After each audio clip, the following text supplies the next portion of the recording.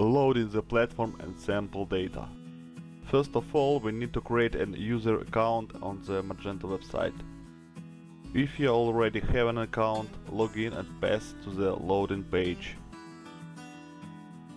Once registered, you gain access to download Magento open source.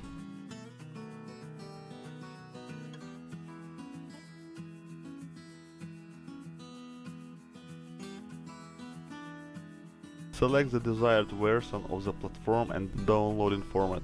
In our course, we will use the Magento 2.2.2 version with sample data. You can download a distribution kit through GitHub as well.